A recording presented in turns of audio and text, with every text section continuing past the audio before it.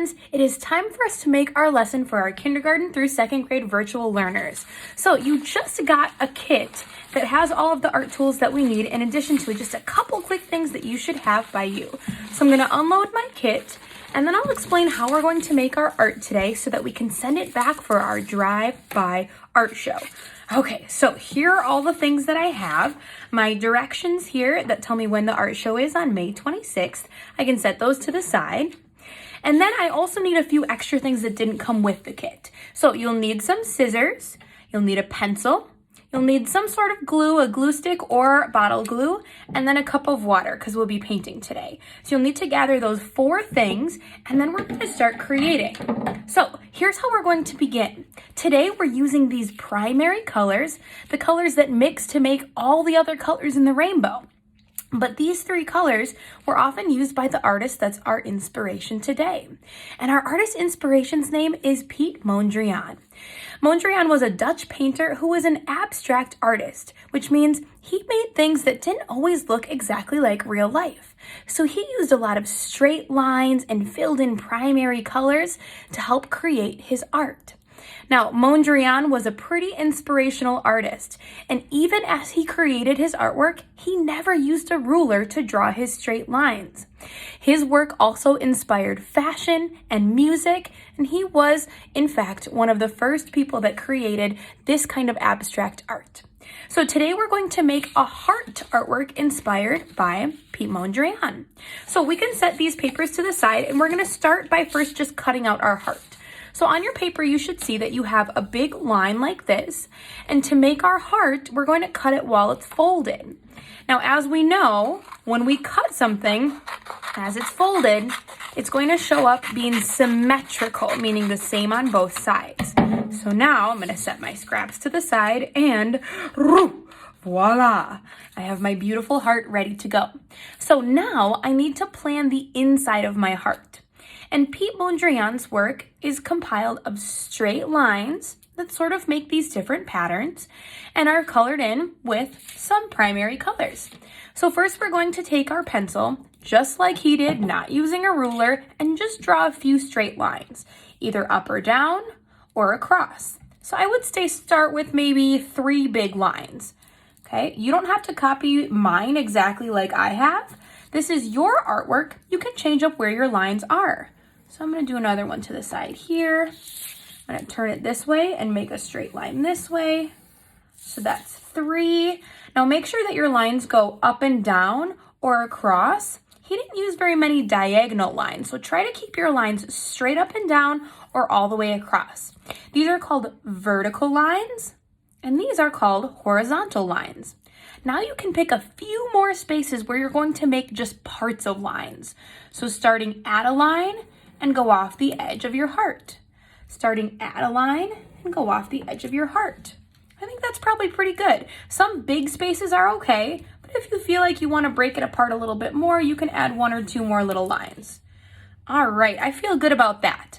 So now that I have my pencil lines drawn, I'm going to set my pencil to the side. Oh, actually, while I have my pencil, I want you to just write your name on the back of your paper so that Mrs. K knows whose is whose. So write your name on the back next as well. And if you'd like to write your grade, that would help. First, second, or kindergarten.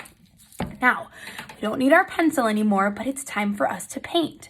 So I created this little paint palette for you, and there are the 3 primary colors, red, yellow, and blue. You also have a little paintbrush that you can use. Now, if you have your own paints at your house, you're welcome to use the red, yellow, and blue from your own paint, but this is so that all of my friends can paint even if you don't have a lot of art materials where you live. So I need my water cup, and all I need to do is re-wet my paint, and it's going to come back to life. So I do a big circle, circle, circle right on the top of my paint here, and I'm just going to get it nice and wet, ready to paint. Good. So now I'm going to start with my red. Now, as you noticed from Piet Mondrian's work, he usually leaves a few spaces white and then picks different spots to fill in with these primary colors. So I'm going to set my paint to the side here, And I am simply going to pick a few spaces to paint in my area. Now, you might want a messy mat underneath your paper. Mrs. K's got a messy table, so I'm okay if I paint a little bit off the edge. But if you want a little paper underneath or some newspaper to help protect your table, you can. Now, when you paint, the best way to paint in a space is to outline first. So I'm going to tiptoe with my brush, outline my space, keep adding a little bit more water, and make the shape of the first color I'd like to paint in. Again, you don't need to do the exact same shapes as Mrs. K. You can pick where you'd like to add your primary colors, but be sure to leave a few white spaces and leave a few so that we can do the rest of our primary colors.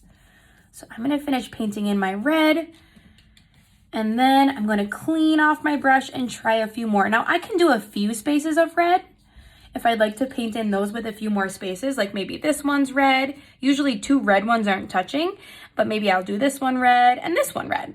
But I want to show you how the other paints are going to get a little bit wet as well, and then I'll do a fast motion to color in my paints. So next, make sure when you're ready to use a new color, we do that little dance party inside our water cup. Give it a little squiggle and making sure that brush is nice and clean. And then we're going to re-wet the next color.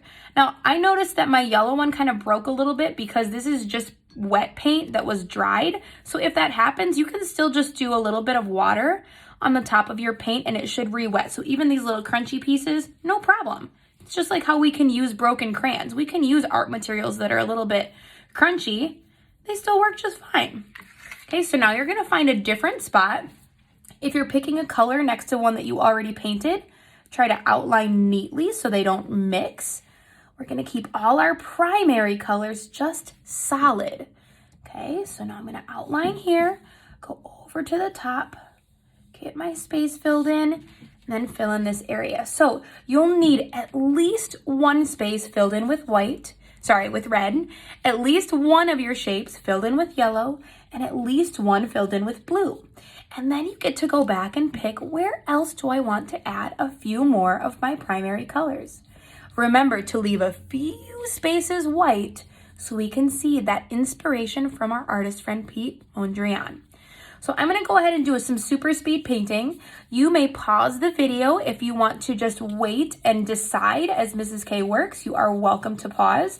But I'm going to just go ahead and fill in a few of my spaces until I feel ready. And then I'll tell you what's next.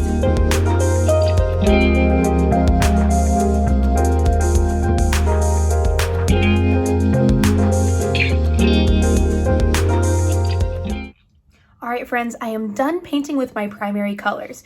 You may keep the plate of paint and use it to make your own art. You can set it to the side to dry. Now, the paints are going to dry pretty fast, but you might see some watery puddles, so if you need to just let it have a minute or two to dry, that might help for the next step. But the last thing we're going to do is we want to add those nice bold black lines that we see in Mondrian's work. So to do that, I've added some black strips of paper to your bag, and all you need to do is cut the strips to match over the top of your pencil lines that you initially drew. So now I'm going to kind of plan as an artist, how can I fill my space so that it's the same distance across my paper? So I kind of need to use my strip like a ruler, and then I'm going to glue it onto my paper. So I'm going to start with my biggest one right here like this and give it a little chomp, boop, like that. And then I get to use my extra glue. So I have a glue stick here today, but you'll use some glue to attach that black strip right to your paper. Now, if you feel like your black strip is really big and it's really thick and wide, you can also just trim down the middle. So I'll show you what that looks like for some of my other ones. So I'm ready to add this one. So I'm going to do a little bit of glue here, and then I'm going to stick and then hold. Remember, just a gentle massage of our paper right here to help make it stick. Okay, just like that. Then I get to use my scraps, and I'm going to try filling in these spaces. So this one, I need a smaller piece, chop like that. And if I've got some funky edges for a second, that's okay, because I can trim those with my scissors at the very end. So I'm just filling in my spaces here. Here's another one that I need to fill. And actually, I'm going to go all the way down on this one and kind of crisscross it like that. And if you wanted some smaller pieces, let's say, for example, down here, I wanted to do a skinny one, I could cut up this strip and make it a skinny mini one and do it like that. But I think for the most part, your strips should be a pretty good size for you to use, but just know that you have that option if you need to. All right, I'm gonna finish cutting my strips. I've got some little ones here. Well, I realize now I probably could have made that strip go all the way down, but that's okay. We know as artists, we are problem solvers. So if we notice something new, we can just learn from it for next time. Okay, so I'm gonna finish this one. Ooh, this one goes all the way up and down too. Oh, just big enough. Perfect. And my last two, there's one here and one here. Now you might have some extra black strips as well. So if you see that you have some extra black strips, you can use those for your own art making. Perfect. Now I went a little bit crazy on the edge here because I know I'm gonna trim at the very end. So the last thing I'm going to do is just gently cut all my little edges that went over the side off and trim so they're the same distance as the heart. And then I'm just about good to go. There we go. Set those scraps to the side. And now we've got a beautiful heart inspired by Pete Mondrian. So as long as your name is on the back of your heart, you're going to turn this into the school office. And once it's turned in, then Mrs. K will be able to put it on our art board for our art show on May 26th. So again, make sure your name is on the back and you're going to turn it into the office at Cambridge Elementary. My friends, thank you for making our art project together today, inspired by Pete Mondrian, and we will see you next time. Love you.